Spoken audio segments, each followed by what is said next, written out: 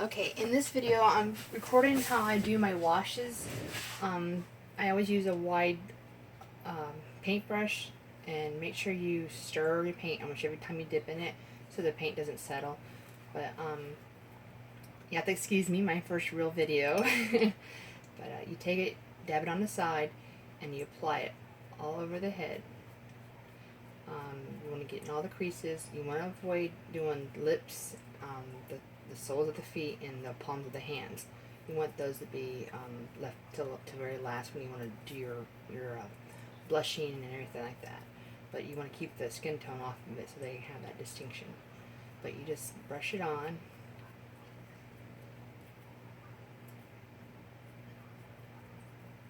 Get in the little ear creases and everything. Make sure you stir, dab, and apply.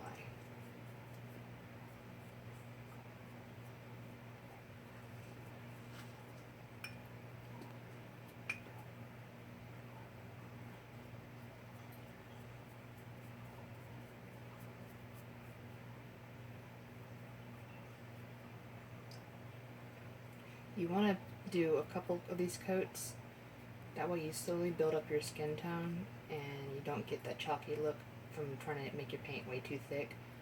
And you can usually get away with 2, maybe 3 coats, but I like to paint or bake after 1 or 2 coats just because you get good results from that, and you'll like how it turns out.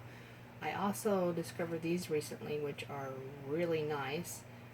They're little wedge sponges. I got these off of Amazon. They're called Via Small Makeup Blender Sponge.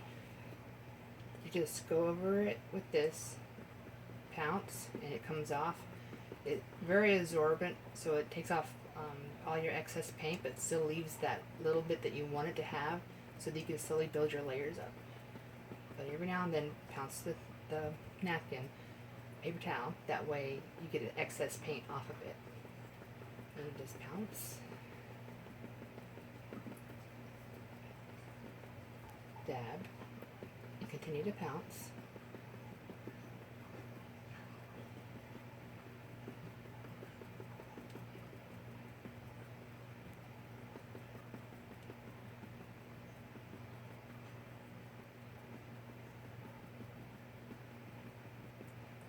And then you go back over with it, either a mop brush, go into those creases, clean those creases up, because you don't want them to get muddy and, you know, caked up with excess paint. So just hit your creases up.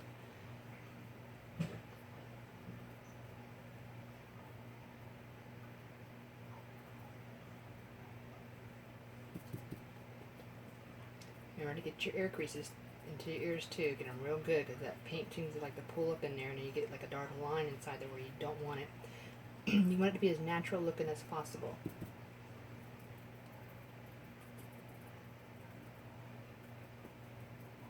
Get behind your ears. Sorry if I'm covering up any of the video. I have to remember to make sure you can see what I'm doing. And I go back over just to make sure I've not missed any areas or any paint that might have pulled. Oh, I forgot. Gotta get these creases down here too.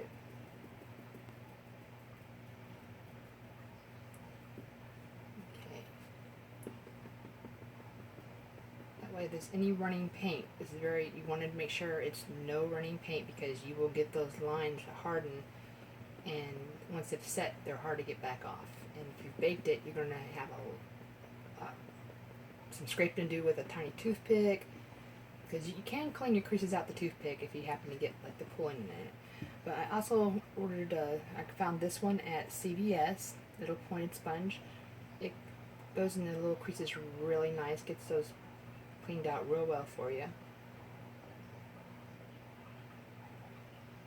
Go from your little nose, the sides of the mouth.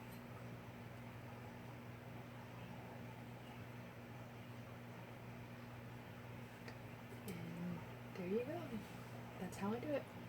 And you just bake it, or you can let it flash off, which is dry, and reapply it again if you like. Just don't go more than 3 times while reapplying it, because then you can get the muddy look, and you don't want that.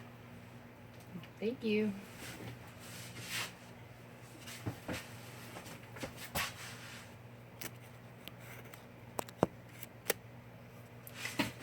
Okay, I'm continuing this part because I wanted to also show you when I talk about when I go up to the hands.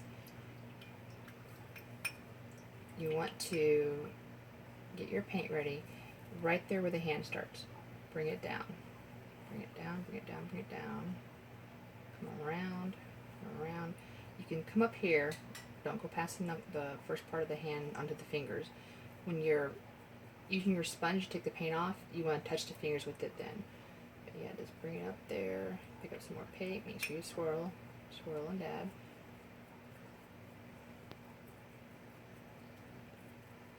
There you go. Take your sponge. Come up it. Down, up, down. Make sure you hit all the spots.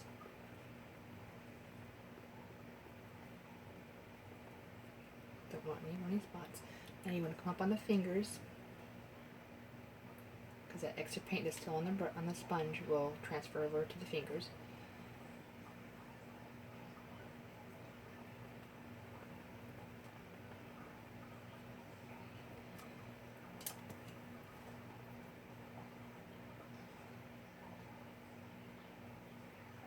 And I like to use this. It's something I also picked up at CVS.